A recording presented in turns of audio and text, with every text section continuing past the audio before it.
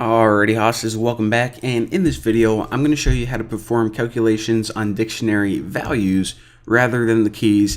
And if you guys are like, wow, that sounds incredibly boring, I am probably never going to need this, check this out. Let's say that you just thought of this awesome formula to, I don't know, like predict the prices of stocks. So you have all these stocks, and the first thing that you got to figure out is just what is, I don't know, like the cheapest stock. So you try to do something like this using your programming skills. All right, I'm just going to print min. It gives me the minimum value of some data set or iterable. So I'll just write stocks right there, and it should give me the cheapest one. Wait a minute, it said AAPL. Let's look at this right here. That's not right. See, Apple is 325 bucks. And the cheapest one looks like Ford. So why the heck isn't this working? Well, it actually did work, just not in the way that you thought. See, by default, whenever you're running these calculations on a dictionary, it's going to look at the key rather than the value. So this is the key, and this is the value.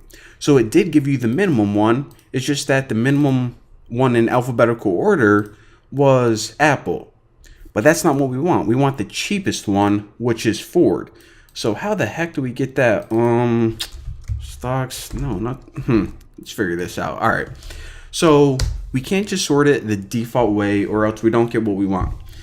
What we actually need to do is we actually need to create a new list, and we do that by using zip. Now, whenever you use zip, what this is going to do is it's going to return a list of tuples. So what we can essentially do is anytime we have two lists, we can essentially zip them together. So what we're going to do is we're going to get a list of these values and a list of these values, and we're going to tie them together so the value is first. So essentially what we end up with is something like this. Instead of Goog 434, we end up with 434 Goog. And then we end up with 325 AAPL. There we go. So again, this isn't valid Python, but I just want to demonstrate what we're essentially doing. Let me just go ahead and comment that so you guys can see. All right. So let me just say min price. Holy, min rice. The minimum amount of rice that I can eat in one day is 1 pound, no less. What am I talking about? All right, let's go ahead and keep going. All right, so we're getting the minimum still. We're going to get the minimum value, but instead of just throwing our dictionary in there before, because that's just going to sort by the keys, what we're going to do is this. We're going to zip two values together. Now, what values do you want to zip together? Well, the first one is just going to be the values. So how do we get that? We just write stocks, values. Easiest thing ever. Now, the second one is going to give us stocks, keys.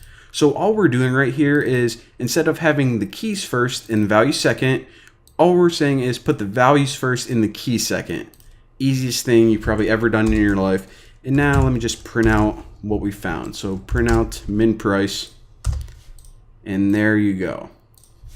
All right, so what we did is we now reorganized it. Essentially, that's all we did, and we printed out the minimum, which is indeed Ford. So there you go. That, ladies and gentlemen, is how you perform custom dictionary calculations on the values rather than the keys. You can go make millions with your incredible, awesome stock formula now. I'm going to keep making videos, so I'll see you guys next time.